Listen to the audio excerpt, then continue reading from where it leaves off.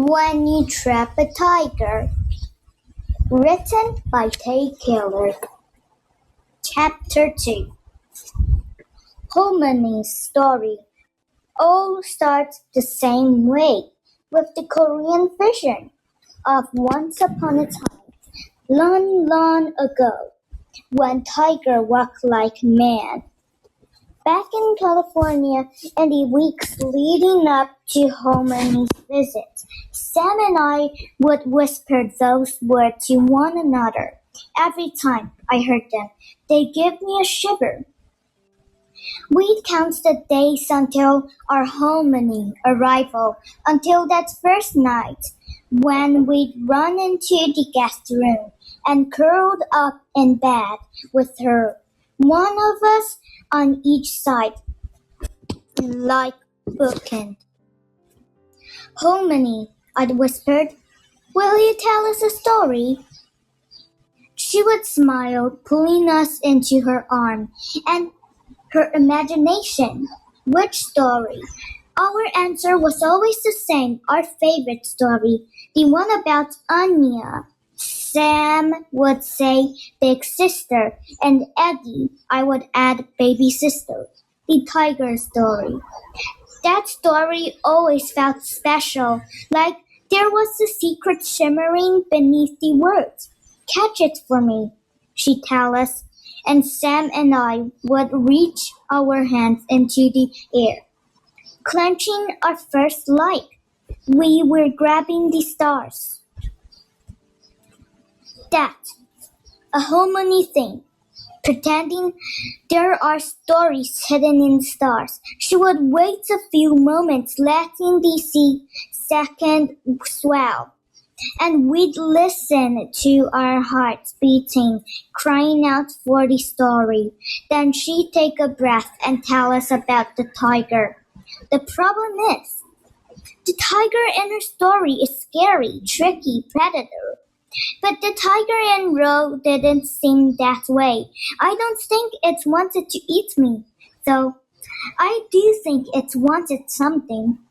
I don't get a chance to figure it out what, because there are no more tigers sighting as we crawl through Sunbeam. Finally, we reach Homony's house. It's a small cottage at the edge of the town and the top hill, across the street from the library and surrounded by woods. Mom turned on the long driveway and we crunch up the gravel until we reach the top after she parks the rest her head against the steering wheel and sighs, looking like she might fall asleep. Then she takes a breath and sits up. All right, she says, hooking her arms around her headdress, twisting so she can see both of us at once. She plastered a grin on her face, trying to be cheerful to erase all the bickering and stress of car ride. Bad news, I left the umbrellas back in California. She grins like, haha, whoops, funny. So we've just gotta make a break for it. I stare at Homony's home. This is kind of place that just look magic, perched up high, with almost black ivy creeping along the fake brick walls. Window that's winged in light, and, of course, a million stairs to get to the front door. Give or take a fee. It's nothing like our vanilla white apartment in California in a brand new building with an elevator. You want us to run up all those stairs in the rain? Sam asked, with so much horror that you think Mom asked her to bath in a pit of snail slime. Mom forced another smile. What's a little rain, right, Lily? My answer is simple. Yes, right. I want to go inside and ask Homony about the tiger, but there's no such thing as a simple question in our family. This is a trap. She's asking me to pick sides. I shrug. Mom doesn't let me off the hook so easily, right, Lily? Her smile faltered like she might fall to pieces. There are bags under her eyes and a deep crease between her eyebrow. This is not the way Mom usually looks. She's usually so polished. Everything in the right place, everything in the order. Right, I say. Sam flinched as if I kicked her. Well, that settled it, Mom says with relief, placing her hands on the door handle. Ready, set, then she flings her door open and flies out, throwing it such as she started run.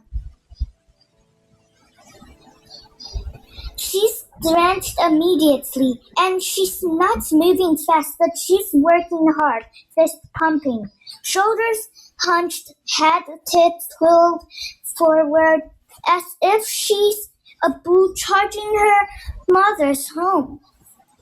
She looks ridiculous, Sam says, and Sam not just being mean. It's true. Mom pinwheels her arm for no apparent reason, and I laugh, then Sam laughs, and we look at each other for a moment. We're sisters, making fun of our embarrassing mom. I want to take this moment and stretch it to infinity.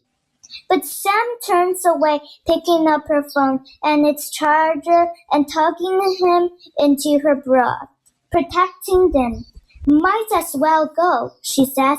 I want to say stay, but I'm not instead, and then we burst out of the car. I have never ever felt in rain like this.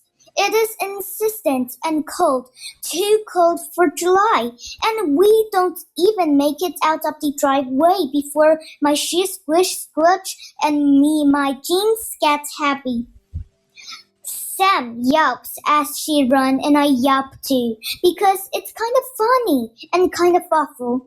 My eyes stain with water and I can hardly see, but the ice cold shock of rain lights up my inside. But the same time, Sam, I get to the top of the stairs, panting, dripping. I've run off the air out of my lungs, and my heart is bursting. Mom waits for us on the front stoop, which is nice, I guess, but kind of strange because she shouldn't open the door and go inside. She shakes her head and frowns. Hominy isn't answer, she says. She's not here.